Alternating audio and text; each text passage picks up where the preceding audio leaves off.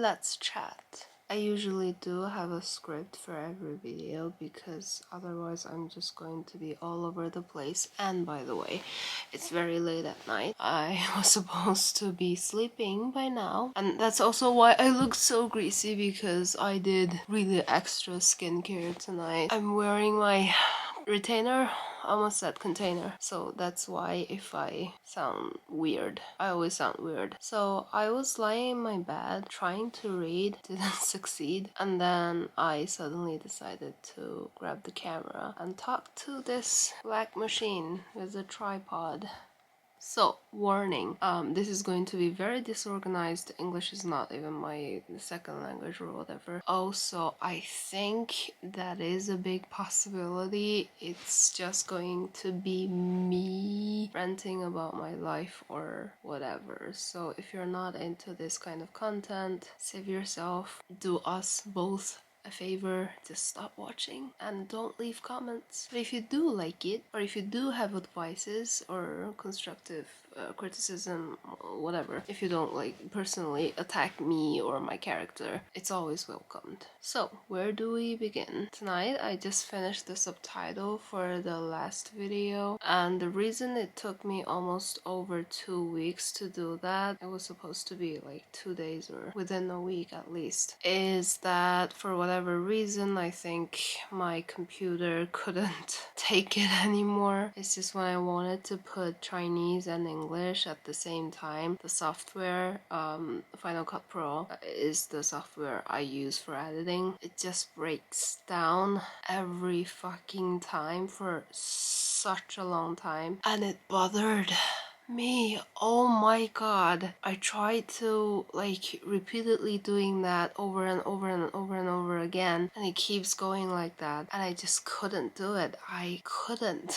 And then something went wrong with my subtitle software and I have to do it all over again, and then the Final Cut Pro thing did that again, so I break down. I really can't stand things like that, things getting out of control, things that I couldn't just fix by doing hard work, by making efforts. If I did that, if I did everything I possibly could in my power and I still couldn't fix it or get it done, it just drives me like crazy. But I still have this kind of like commitment to myself that I have to do the subtitles, so I have that like compulsive stress on this side, and on the other side I really don't want to face that troubles anymore, so I put it off. But the more I put it off, the more stress I'm getting from my like compulsive side, and the whole procrastination is making things worse. Tonight I was like, okay, since the Chinese subtitle, like one line of subtitle is working for now, I'm going to get it done. So I put Chinese into it, finished the whole thing, uploaded it, and I felt so much better. And also I realized that I'm really not good at, I'm bad at things that I'm not good at. That's deep, bruh. So that's something I wanted to talk about. As you can see, the cat is not in here, obviously. I'm keeping him out of my bedroom. He's not well recently, getting treatment. He was abandoned several times. He was a stray cat for a while, so living on the street didn't do him well, caused damages to his body and his health. It's not major, but it's like small things that you have to keep going back to the vet, getting treatments and medicines. Like the treatments, I think I'm fine with. It's the like taking him to the vet really makes me nervous because I don't know if that situation is going to make him like cause him anxieties or this kind of bad stimulation. I don't want him to be scared or freaked out over anything, but I kind of have to bring him to the vet. So it was a struggle, especially it is the biggest struggle for the past month or so. I just feel like still until now, I feel like I don't have a regular environment. I don't feel like this apartment is mine because I'm always like washing and sterilizing and cleaning up because we had the surgery at the beginning of this month, and then he was really acting out. He was pooping and peeing everywhere, so I have to like clean things up. I have to constantly doing all these things, and also because I am kind of compulsive and obsessed with like bacteria and germs in just a certain level. I'm not like super clean, I'm not tidy, as you can see. If it's a situation has something to do like poop and cat piss, I kind of go nuts and have to like alcohol wipes. And for the 2 weeks or so in my entire apartment, I have to use the like peeing pads for pets, so it didn't feel like my home. It didn't feel like even this is a place that I live in. And then this happened, like he's sick again, and I will have to like clean up all the things that he has stayed on. The vet told me to, and he stayed on everything because I never like limited his playing area or sleeping area. I just let him be. So I basically have to clean up the entire apartment and throw away some blankets and all that. It's just exhausting. It's so exhausting. It's like I'm not able to get my pace, if that's the word, back to myself. Like that really matters to me. I'm a person who can really follows a routine, and that makes me feel safe and just stable. If there's not a routine anymore, if things are all over the place all the time, the anxieties just got really bad. For the past month, I'm being overly stressed and anxious. 1, I'm overeating all the time. 2, I don't have a very regular sleeping schedule. 3, I don't read anymore. These are the things that usually calms me down and gives me a really good vibe. I was staying up a lot. I was not eating healthy. I was just trying to eat my feelings away. I put on weight and I don't feel good about it. I always feel very insecure about my body, although I am still trying to educate myself, trying to be more comfortable and trying to accept my own body, my flaws, according to whatever the standards are these days. But still, I couldn't conquer that. It sounds stupid when you say it out loud, but I just constantly feel bad about myself. Looking at myself, I feel fat, I feel ugly, I feel all these words I would never use on another person. It's already really bad. I have to rely on heavy medication to go to sleep. I think for the past month or so, it's becoming even worse. Sometimes I couldn't sleep for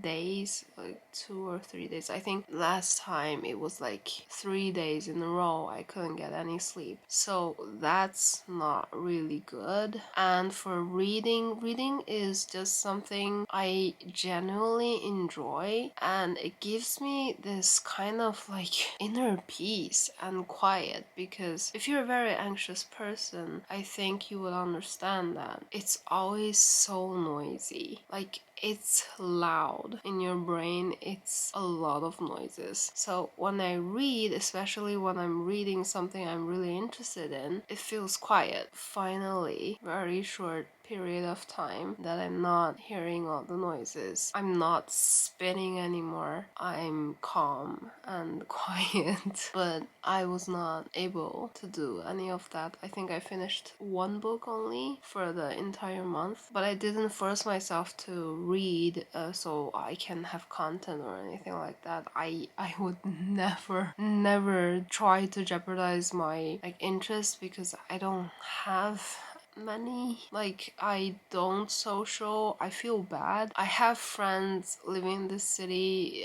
They did ask me to meet up, but it's just I always find excuses to not go, and I don't feel safe. Like this fucking virus paranoia, I don't know how to explain it, but I think it has something to do with my cuckoo head, with all this germs and bacteria and the virus, obviously. But especially since last year, I was just trying to not see anyone, so I feel bad that I'm not visiting my friends. I should do it more often. I think I'm only hanging out with Kevin all the time, like I said, basically because he lives next door. The next part, I wanted to talk about that, why I basically stopped doing really regular long vlogs. Oftentimes I see it in comment sections or people's DMs telling me, hey, the content you are doing right now is good. We also miss the long 20 minutes, 30 minutes, even 40 minutes of vlogs. Just you doing your regular things in your apartment, living alone, talking to the camera and stuff like that. I do have a very warm feeling when I see comments like that,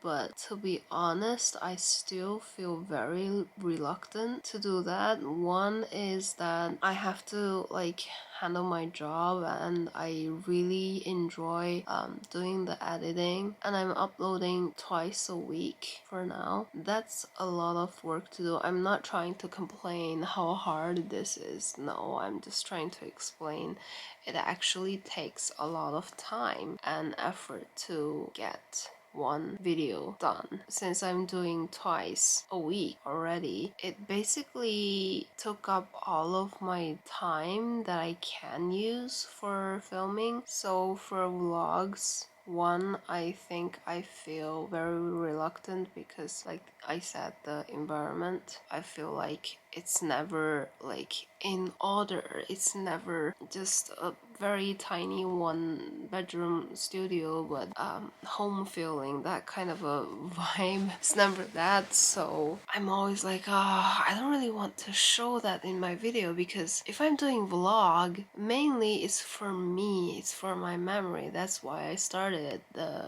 episode 1 of my vlog is me attending my best friend's wedding to be the bridesmaid. I don't want to record something really bad and is going to, in the future, reminds me of a difficult time, because I do watch my own vlogs. Also, I think I'm really struggling to find a balance point, I guess, on how much exactly should I share about my personal life, like my personal daily life, friendships, relationships, my family, everything is going on in my life. Because in the past I did have quite negative experience that when I show this side of me, possibly maybe too much, and I got very hurtful. I don't really understand, people come up with this craziest shit. They can be really, really mean, and the things they're saying is just, I couldn't comprehend that. I couldn't understand, why would you go online and attack some stranger just like that, and to say that. I don't think I do well with that level of, negativity, although I can present to be a very negative person. I can't wrap my head around of this, people sending me messages and threatening me to kill me, or constantly asking me to commit suicide, awful things, and making up shit about my family, slut shaming, body shaming, age shaming, whatever shaming. So sometimes I do wonder if that's caused by me sharing too much. So I was spending a lot of time reflect on myself to think that how much is too much. I don't want to lose that connection with you guys, because I think really being authentic, I don't know, I don't feel comfortable to use this word anymore, but I think this part of me being as real as possible, talking about my own shit, my own problems, my struggles, things I find extremely difficult, did give me this deep connection with me and the audience. And that is something I value so much, probably the most. So I don't want to lose that just because I wanted to protect myself or protect my privacy. But I don't know how much or where to draw the line that I can still keep that connection but still, being able to protect myself, I guess. In my real life, people that I'm very close with,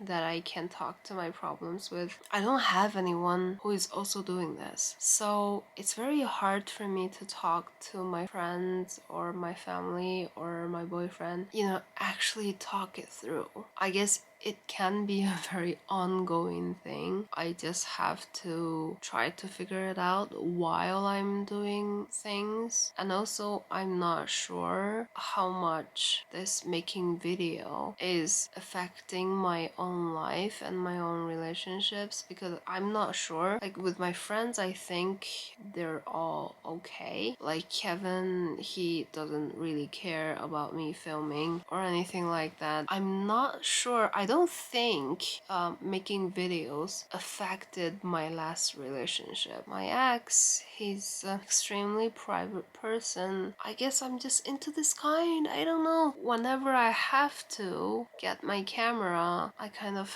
have the same stress that it might be a burden for him or I might annoy him. But I know I wouldn't. Still, I couldn't help myself thinking that he's not in this. He's not doing this. And we're spending time together. He would prefer privacy. Maybe I shouldn't film. And then it slowly, I don't know, builds up to a level that taking out the camera makes me anxious. And that's a really bad thing for me, because talking to the camera, like editing, like do stupid stuff, being entertaining, trying to create content, these are the things I actually enjoy. And talking to the audience, like making stupid jokes, let you guys make fun of me, that's something I actually enjoy. When that happened, I was really sad and scared. After that relationship was over, I was thinking about it, because I can definitely feel myself find it much more easier and more comfortable to film again. So still, I don't know if it's affecting my relationship or not. And I think some of you guys know that my second sister, she's currently living in Sweden. That's a daily fear, because I'm not allowed to travel, so I can't really go visit her. I tend to not talk about this, because talking about it only make it worse. So I try to just avoid this topic, but it is hard being apart from your family member. Even with the rest of my family members who are currently still living in my hometown, I was not being able to go back to visit them for 2 years now since the virus came in. My mom actually wanted me to go back for this Chinese New Year, but I gave it a thought, and then I decided it's too risky. Like, my mom and dad, they're old, and my dad is sick. My mom has diseases that she has to get treatment for her entire life, so I really can't risk at all to travel. What if I give them the virus, right? That's my biggest fear. And also my nephew, she's really young, she's a child. I just couldn't bear the thought of me putting them at risk. I remember last year around October or November, I was trying to write this script that I wanted to do this review of 2020, and I was coming up with my own ideas. Like each month I have a color, I have a word, so I have this like concept and what kind of footages I'm going to use for each month, and the color tone when I'm editing the video, and what I'm going to say for the voiceover and all that. By the end of November, I was basically like, nah. I can't think of anything. I just can't. I don't feel excited to do that. I don't feel motivated at all, because 2021, I don't think it's going to be better. I remember 2019, I was having such a bad year, and I remember vividly at the end of the year, I was throwing away calendar into the bin, and I was like, fuck you, 2019. 2020 is going to be the year. Like, awesome. So yeah, I don't have a good faith in 2021. I don't feel like things are just going to work out and be better. Probably would still suck balls. Sorry. I don't think I have any idea of what I said, but if you managed to watch it until here, you're my love. Like, endless kisses, many kisses. If you like this video, don't forget to smash that like button. I'll see you in my next one. Thanks for watching. Love you guys. Bye bye.